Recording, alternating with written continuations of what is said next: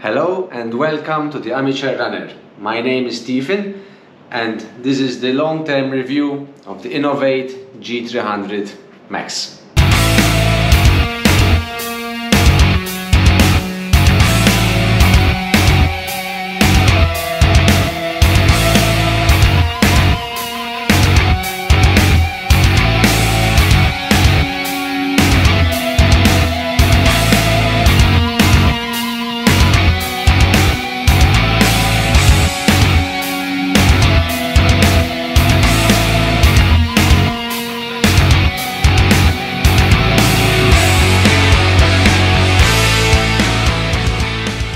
Hello and welcome for my first video review.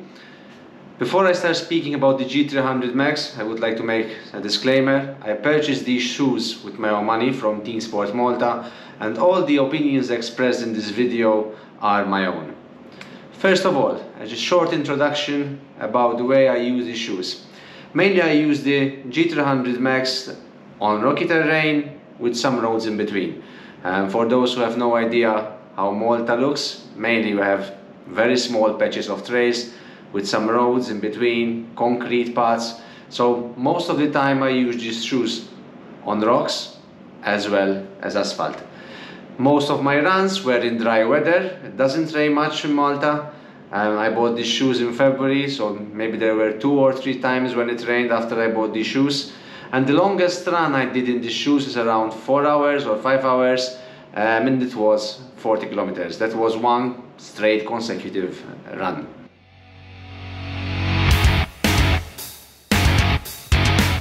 First of all, I like the build quality of the shoes. The shoes are built for longevity. I ran for 100 kilometers in these shoes, and they are still intact overall. If you look at the outsole of the shoes, you can see that all the lugs are still present with minimal wear and tear on the outer edges of the heel. The upper did withstand the tough terrain. I kicked some rocks and is still intact as well. The next thing I would like to speak about is protection.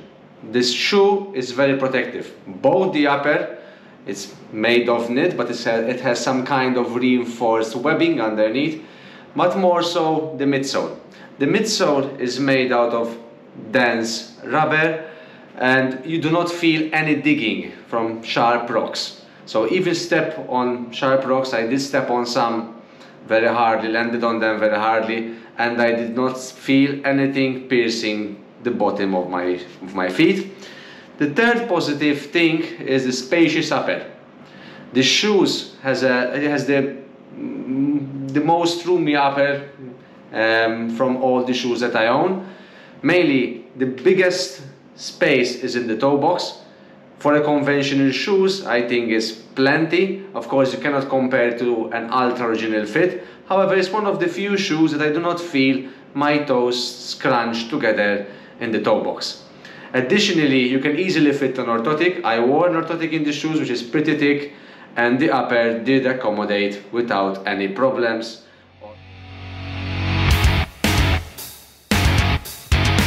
One of the most important things in a trail shoes is the grip.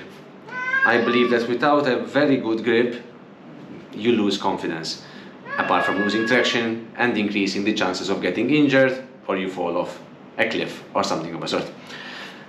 The grip is long lasting in the shoes, I have no problem about that, but I found it very slippery on wet, hard surfaces such as rocks, stones and even asphalt.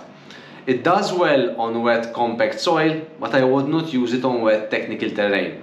I think I used it 2 times and I did not use it anymore when the roads were wet.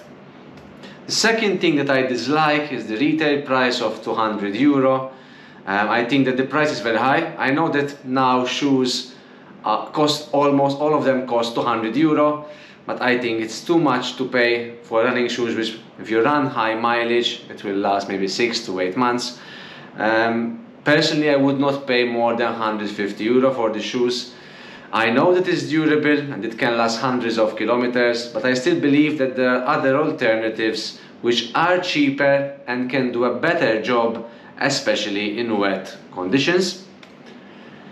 The last thing that I dislike, it might not make a difference for most people, is the midsole.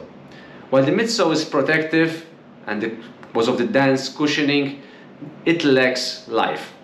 What do I mean?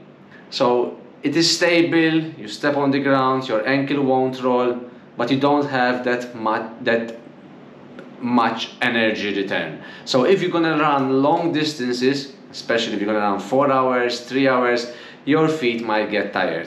In fact, in the beginning, when I started wearing the shoes, it felt like a tank, and I felt that my feet are very, very heavy. And it felt clunky. Things did improve after 150 kilometers, but it still feels clunky when running in it.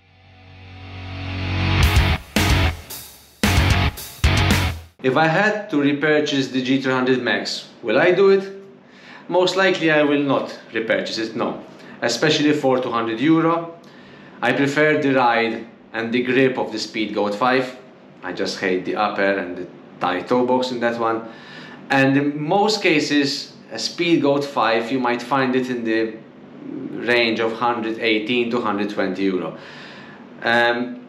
On the other hand, if you find one of these on sale and you want to just buy one, you go running occasionally in the trails and you want something that will last thousands of kilometers, then most likely yes, the shoes might be for you. It's a good option for long, easy day runs.